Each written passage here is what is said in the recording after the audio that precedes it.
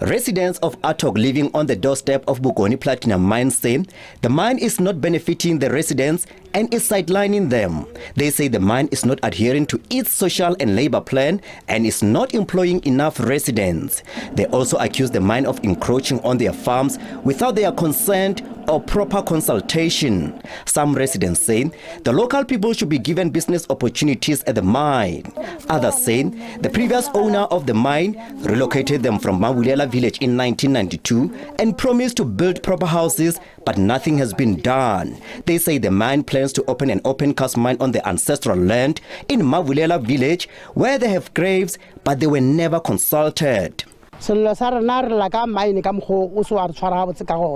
Our outcry is on how the mine treated us on the 30th of March 1992, which was on Saturday.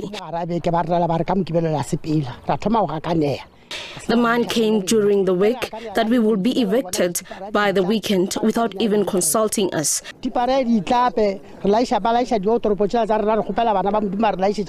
And indeed, by the weekend they came with tipper trucks and evicted us. They only gave us 900 rand each.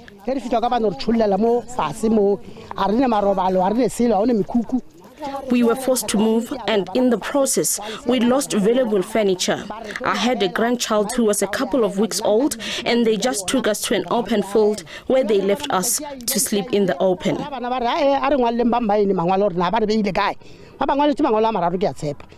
They told us that they would come back to build for us, and they never did. We wrote several letters to the mine, and they never responded up to today. When they were applying their Section 189, because first in, last out. Now it happened that because a lot of local employees were coming from this community, they were the first one to move. However, they also applied Section 52, which was subsequently put the mine under care and maintenance. And as the result, there are a lot of people who were affected by that downscaling of the mine when they were putting the mine under care and maintenance, and they're still here. You look at them; they are between 50 and between 40 and 50. Now they can't now find employment, and they are affected and impacted, and they are coming from the host communities. They are not getting employment. Why? And you ask yourself, what happened to the minimum requirements? Because these people have got enough experience because they've been working for a long time in the mine. Why are they not employed? You look at the positions that where they were holding during that time.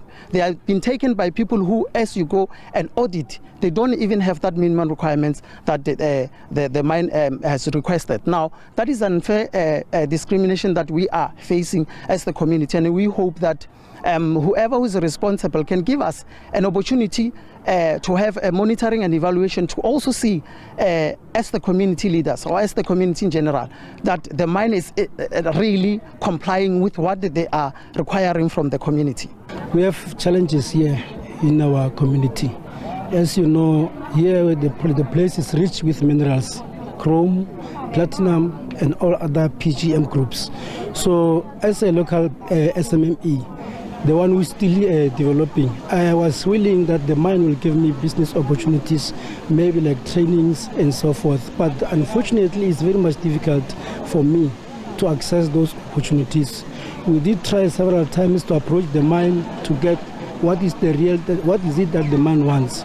So what we hear mostly from the mine is that no, you are not complying. But when we check your company, as much as you understand all these things, you know that you are complying. Your company is registered legally, so, and then we have tax clearance. We have all other documents. Like if maybe you want, interested in security, my company also have a PC for business. But then I'm surprised the mine keep on saying no. Some people are not compliant. So we don't know what is the problem. What we have realized is that the mine, there are some of mine management that are currently full-time employees of the mine, but they do have business interests. They're doing business, in fact, with the mine. The South African Human Rights Commission says municipalities in Limpopo are not doing enough to protect the rights of the residents from the mining communities. It says this leads to frustration for some community members who subsequently resort to violent protests.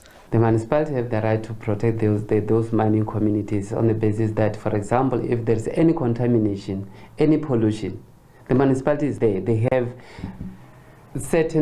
units or department within the municipality that deals with the environment. So their failure to protect our people when their environment is being violated or the environment being contaminated, it's a violation. It means that they are failing to play their part to protect their rights. We as the Human Rights Commission were coming in to force them to do the right thing. So we even feel that it was not supposed to be us who have to stand up on behalf of those people, because as the government, we understand we need these mining companies. We want them. We can't say that we don't want them. But they must do what they are doing within the parameters of the law. In our country, we have so many and good legislation and policies. But the implementation of those policies, for example, if you go to the areas where you find that the graves are being removed to give way to the mining companies to mine, you find people not being compensated. You find people not even, those graves are not removed properly with respect, because you understand, with us, people are being buried. We regard us as those people as ancestors. If they are not being taken care of, our lives will be in a mess. That's our belief. So people are coming from somewhere being given an opportunity to mine. There must be conditions for them to remove those graves, and how those graves should be removed. The community must be involved. We can't just remove graves as if we are removing something that does not have any value. So we need to follow the right procedure. Some of these people, they need to communicate with their ancestors. Mabidula says the Department of Mineral Resources must not issue mining licenses, but also ensure that the mining companies are not infringing on the terms and conditions of their licenses. We also have a situation where people will be complaining about the contamination of underground water. You move people from here to this place, you contaminate the river. You know that in those areas, most of the rivers are contaminated by chemicals and all those things. Their livestock are dying and all those things. No one is taking responsibility. And when those people raise those issues, our government, most of the government institutions, they keep quiet, as if those people are not, they don't have rights. So in terms of even the Rogi principles, in terms of business and human rights, what we need to understand is that business and government must ensure that the rights of those people in those areas are protected. That is the UN position. The Department of Mineral Resources has not responded to the SABC's questions. In its reply, the Bokoni Platinum Mine says it's currently rebuilding and revamping operations with one operational shaft after the mine was put under care and maintenance for 5 years.